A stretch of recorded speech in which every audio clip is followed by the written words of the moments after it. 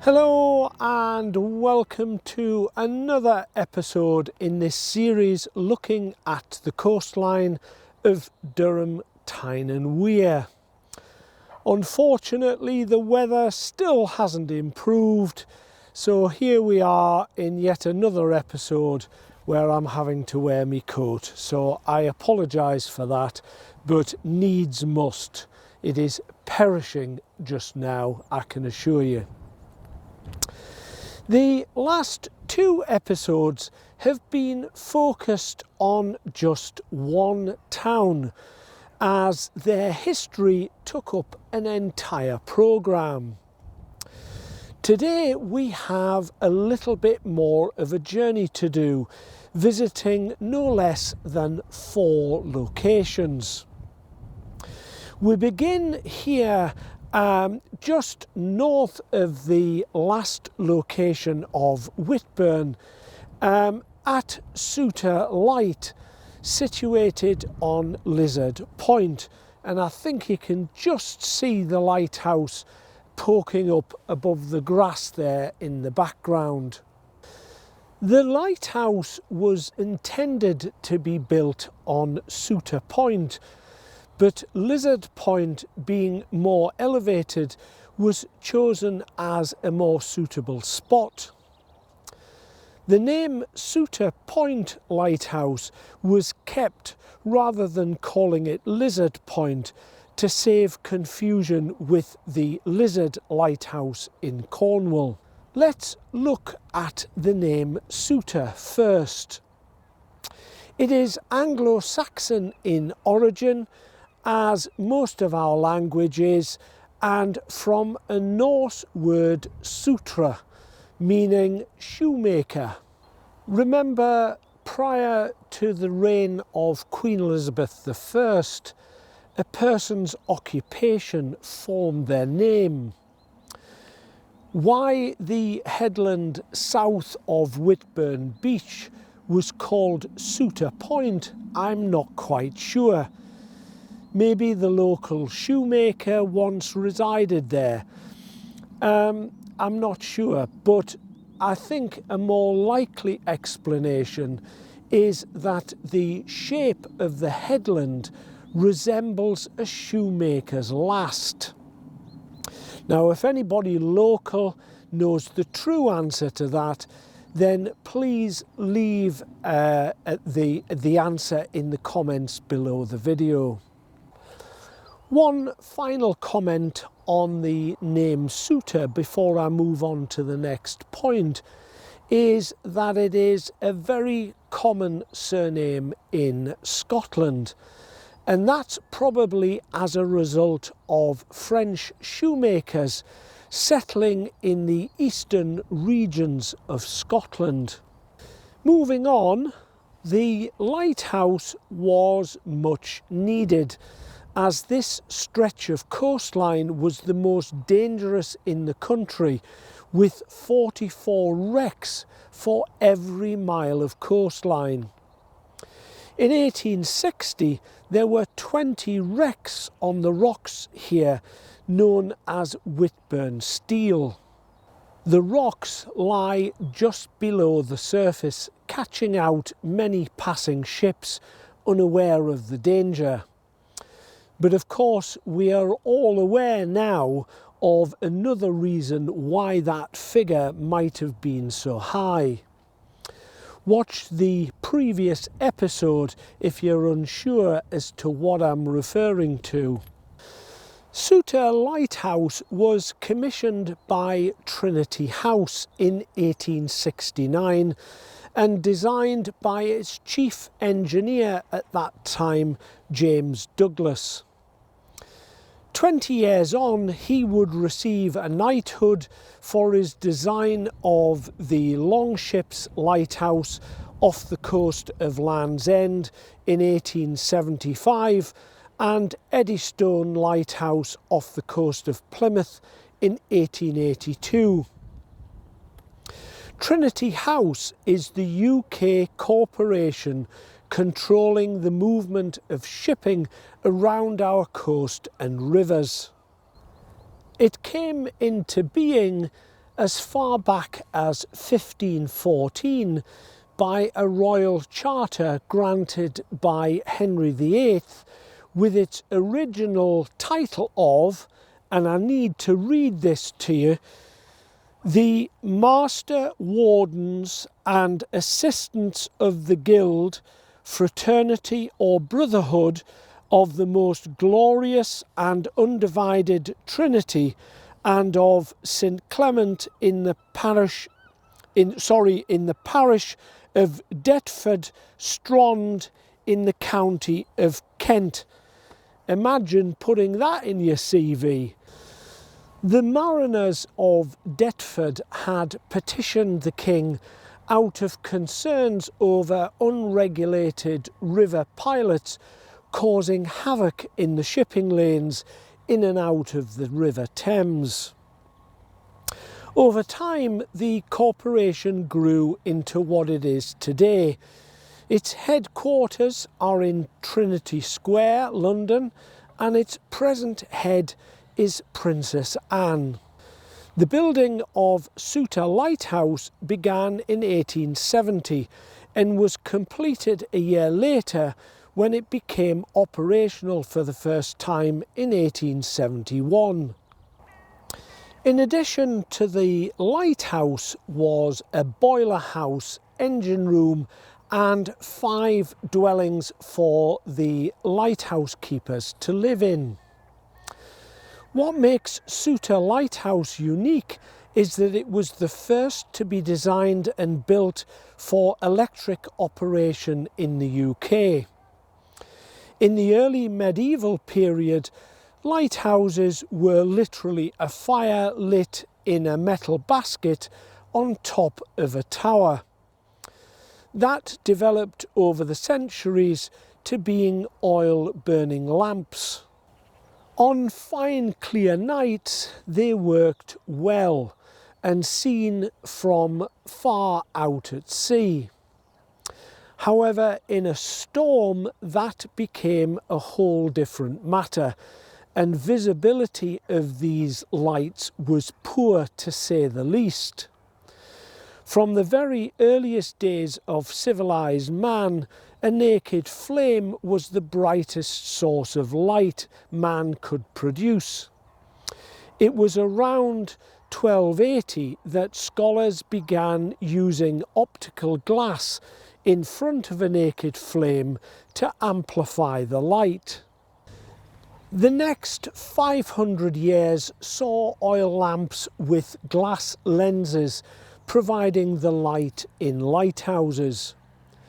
In the 1850s, Michael Faraday had become the scientific advisor to Trinity House. He was exploring the feasibility of electric light being used in lighthouses. By 1857, Frederick Hale Holmes had developed a magneto-electrical generator which used rotating magnets to produce pulses of electricity. Faraday wanted to combine this with Humphrey Davy's carbon arc lamp, invented some years before in 1810. Successful trials were carried out by Trinity House on lighthouses in the south, so that by 1871, when Souter was built, they had perfected the system. The original magneto generator from Souter is presently displayed in the Science Museum, London. Why this isn't on display in the Science Museum in Newcastle, I'll never know. Frederick Hale Holmes had also designed a foghorn, which was situated in a separate building on the corner of the plot. A painted red stripe was added in 1891 to make the lighthouse more visible in daytime. By 1914, Trinity House started converting their lighthouses to paraffin vapour oil lamps, but with better optical glasses. After the two world wars, the light was reverted back to electric operation. The rotation of the light was operated by a clockwork mechanism right up until 1983, when the Souter light was turned by two electric motors. In the late 1980s, Trinity House began automating their lighthouses, doing away with the need to have people to operate them. Souter was not one of those chosen to be automated, probably because of the close proximity of the lighthouses at the mouth of the Tyne and the Wear, a few miles north and south of Souter. Souter Lighthouse was decommissioned in 1988. Between 1988 and 1999, it still served as a radio beacon, after which it was finally closed. Because it was never automated, most of its original features remain. Today it is owned by the National Trust and open 24/7, 364 5 days of the year.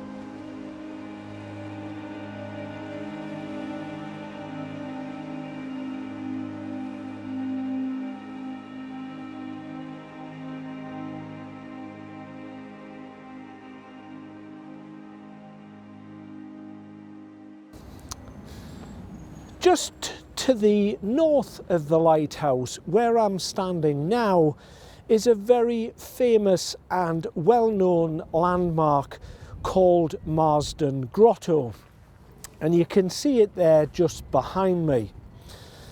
Today it is a fascinating bar, restaurant and lounge built into the caves in the rock face of the cliffs on Marsden Beach.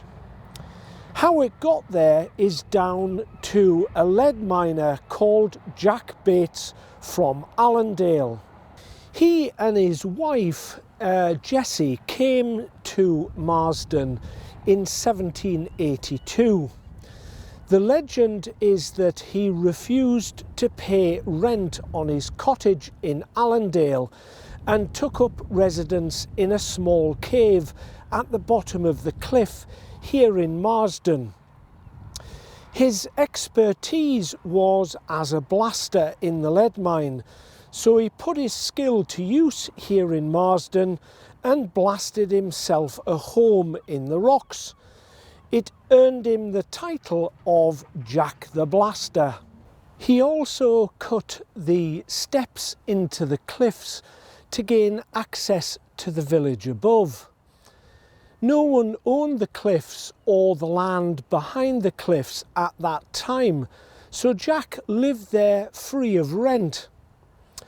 Not being able to earn a living as a miner any longer, he and his wife quickly took advantage of the passing curiosity in this bizarre home by selling homemade food and drink.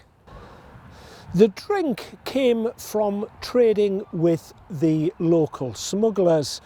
He would help hide the illicit cargoes in return for free alcohol.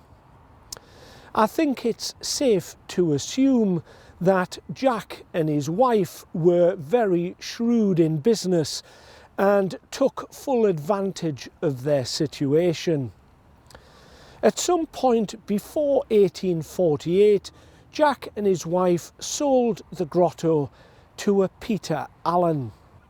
Maybe they made enough money to move on, I don't know, but Peter Allen took it over and extended what Jack had done, adding more rooms.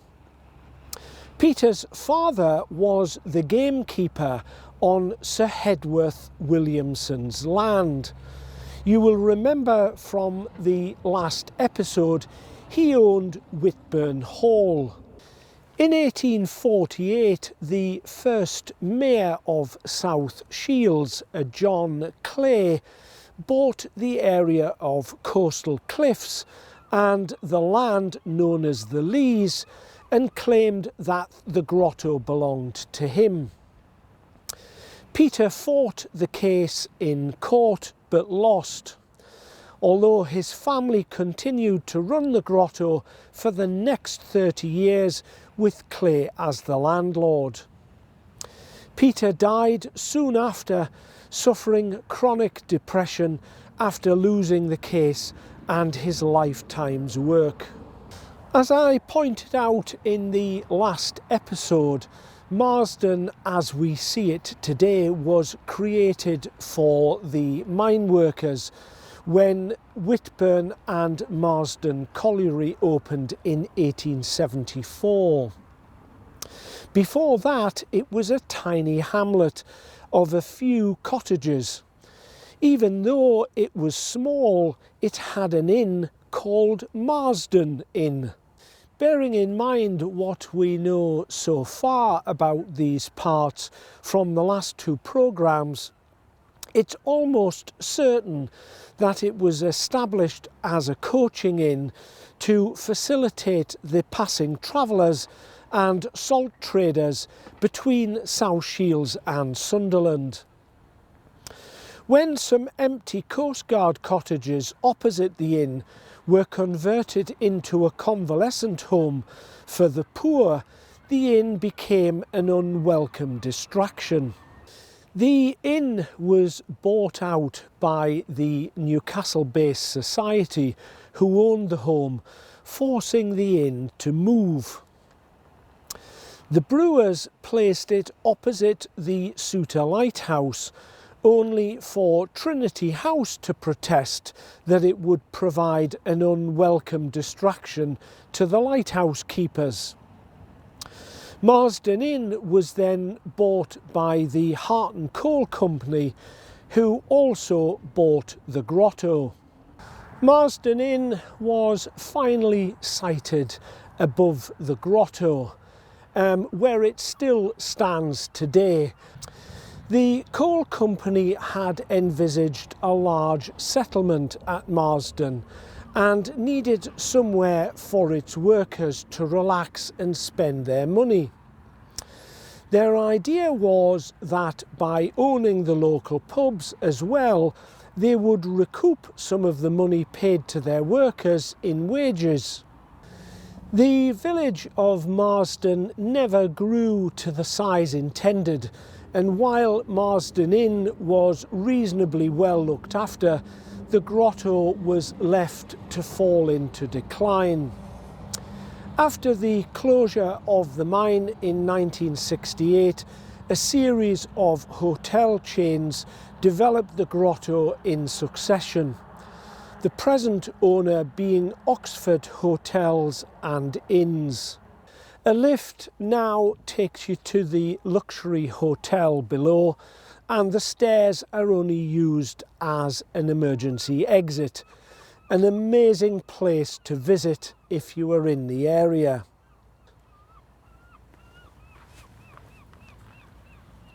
Magnesian limestone continues to be the rock outcropping along this coast, as it has throughout this series so far.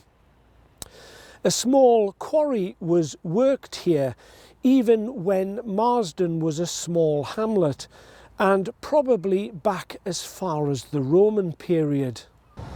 As early as 2,000 years ago, limestone was being quarried for building, as it has a tougher resistance to weathering as opposed to sandstone.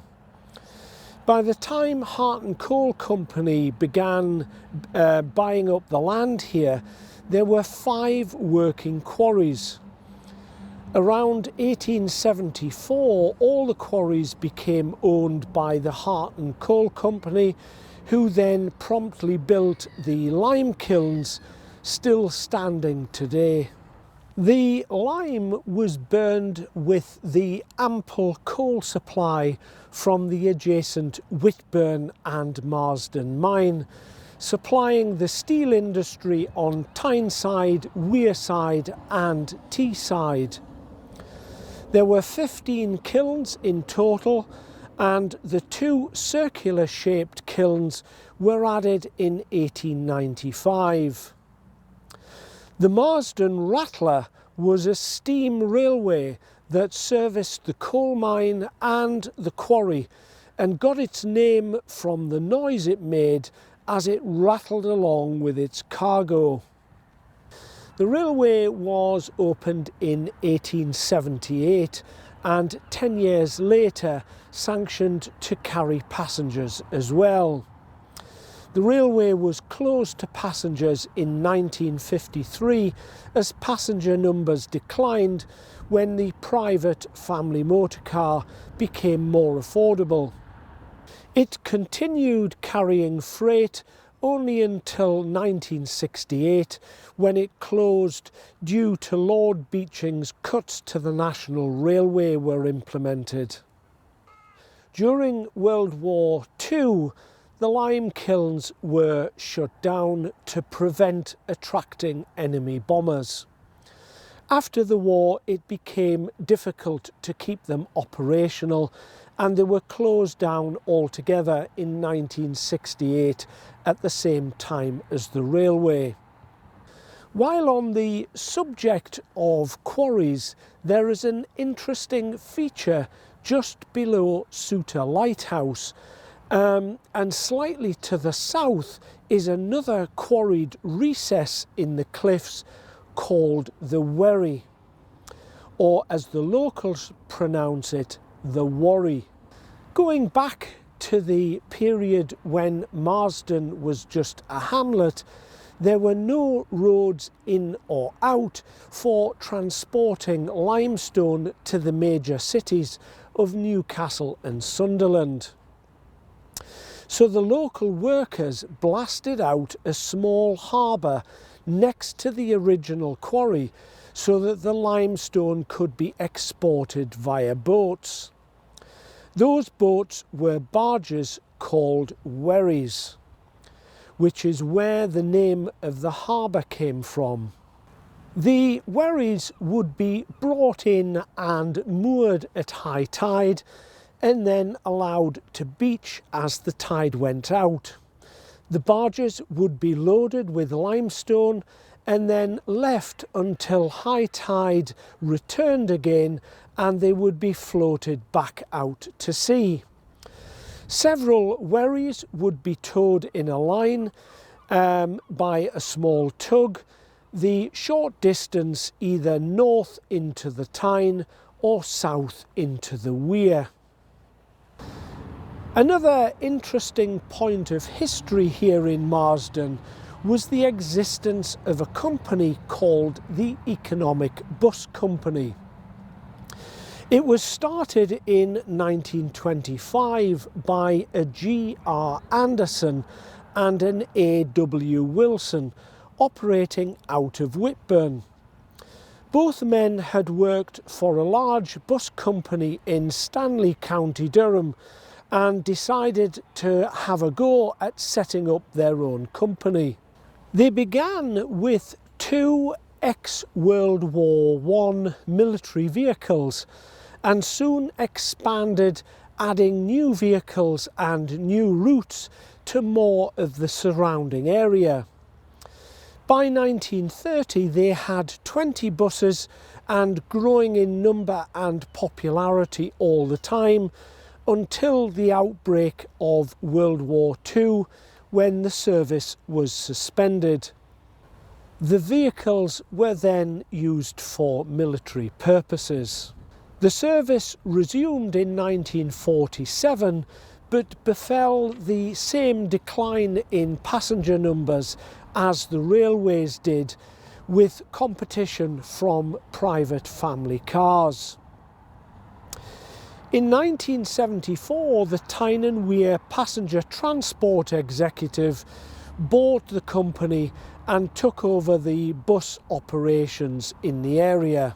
As a mark of respect to the service the Economic Bus Company had provided to the community, today's buses show an E prefix on the routes they operated on.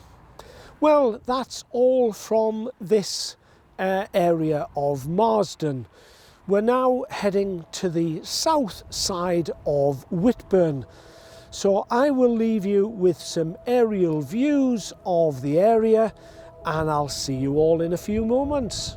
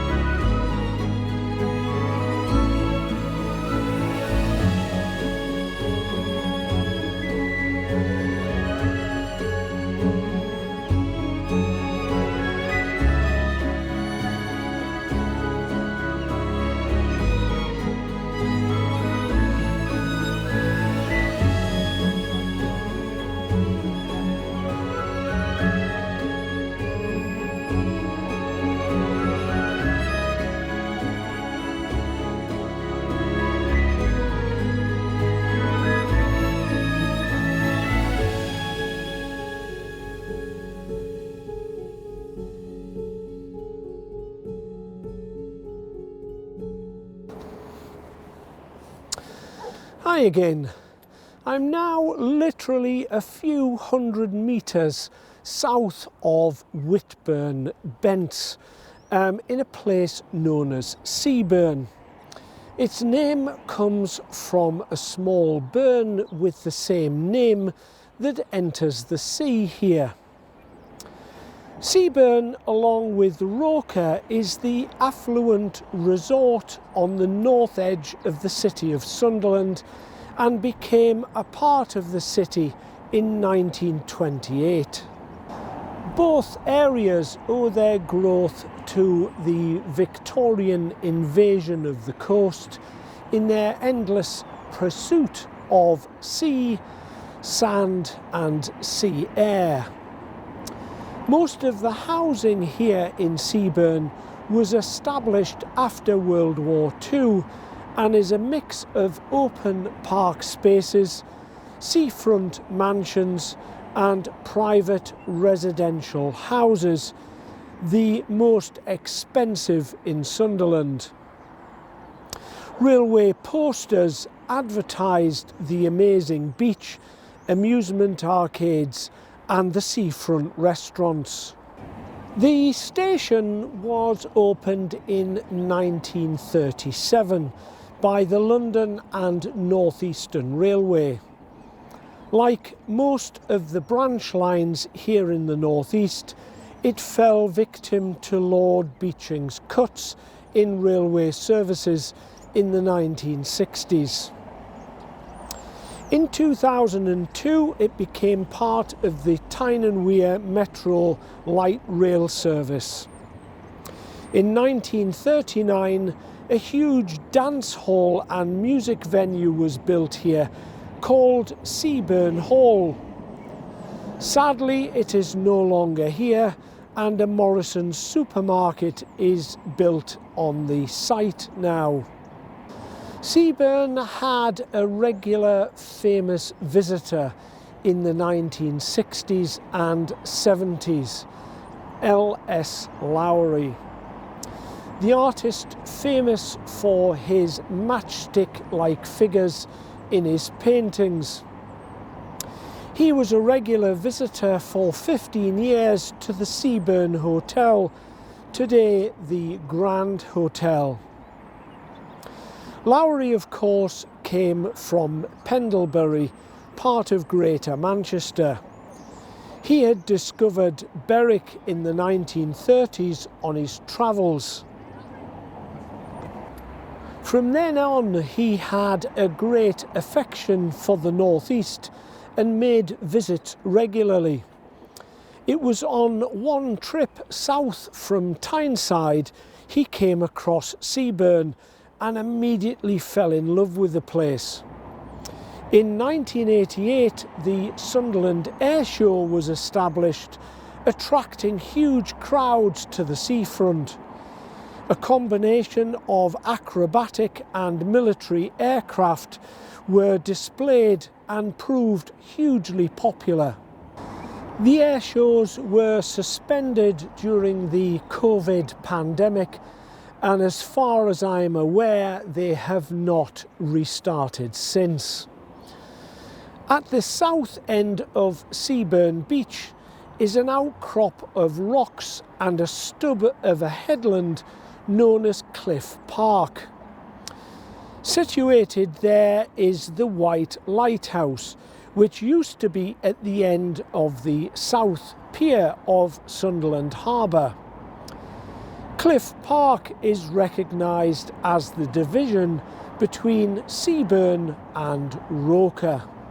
The name Roker is unusual, but almost certainly from the Danish word rocker or the Saxon word rocker, if I've pronounced that correctly.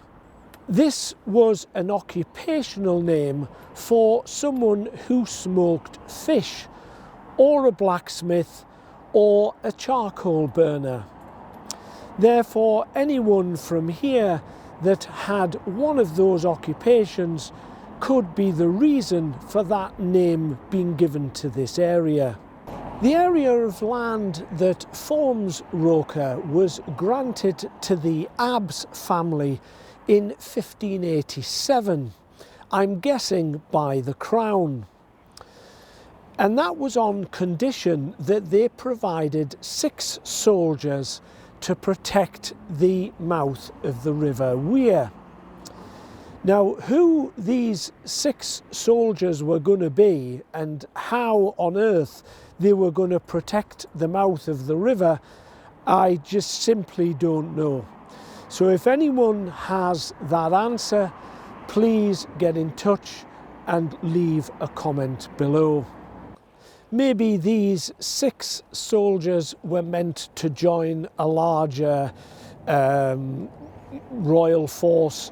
I don't know. But as I say, if someone out there knows, then please get in touch and share that knowledge with us all. As I said earlier, Roker flourished due to the Victorian seaside invasion when it became a mirror resort to Seaburn next door. Before that, both Seaburn and Roker had been agricultural land scattered with farms. In Roker, building began in 1840 with the building of a typical Victorian seafront terrace overlooking the beach. Much of the terrace today has been altered with facades and seafront hotels. In 1880, Sir Hiraeth Williamson donated land for the construction of Roker Park, and the rest of the Victorian suburb that became Roker grew around the park as its nucleus. In 1907, St Andrew's Church was built just behind the Victorian seafront houses. It was designed by Edward Schroeder Pryor. He was a British architect instrumental in setting up the arts and crafts movement. For anyone not sure what the arts and crafts movement was, it was a British-led trend in architectural and decorative styles. Perhaps the most recognisable name in the movement would be William Morris, the textile designer. The church is a masterpiece of early 1900s architecture, with the interior being as spectacular as the exterior. Roker, being an affluent Victorian suburb, needed something unusual, but removed from the usual Gothic styles associated with the Victorians. If you were ever visiting this region, I strongly suggest you taking the time to see it. Of course, I couldn't possibly visit Roker without mentioning the football stadium, Roker Park, the original stadium of Sunderland Football Club. It was built in 1898 and the home of Sunderland Football Club until 1997, when the new stadium was built at Monk Wearmouth. Most teams were apprehensive about playing there, as it proved a formidable place to play against the home team. A housing development now occupies the site, and the streets all have football labels. Where the centre circle of the pitch once was, there is now a mini roundabout marking the spot. As I've already pointed out in my bulletins, I don't propose to go any further and talk about the harbour in this series. That will be covered when we do the River Wear project. So I'll be talking about Sunderland itself, the harbour and the river. In the next episode, we will literally be hopping over the harbour to the south side to a place with a very similar name to Seaburn, Seaham or Seaham. But before we get to the next episode, let me show you what this place looks like from above.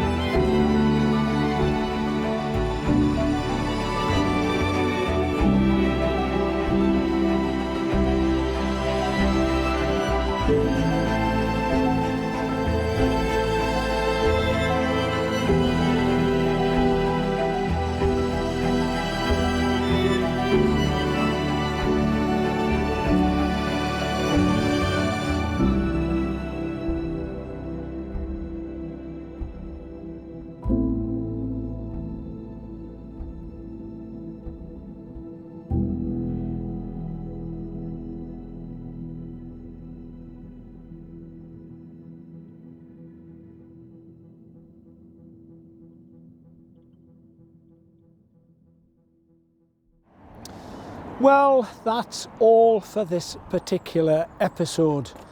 I do hope the weather has warmed up before I film the next episode and I can present it to you without having to wear this coat. My apologies for that once more. If you've enjoyed this particular episode, give it a like, subscribe if you haven't already done so, and don't forget to share the links with your friends and family. It all helps the channel to grow. If you're able to, please make a small donation to the channel. As I say, all of these programs cost a great deal of money to make, and any help that you can give me is very gratefully received. So I'll bid you farewell. I wish you all the very best of health, and I'll see you all in the next episode very soon. Goodbye for now.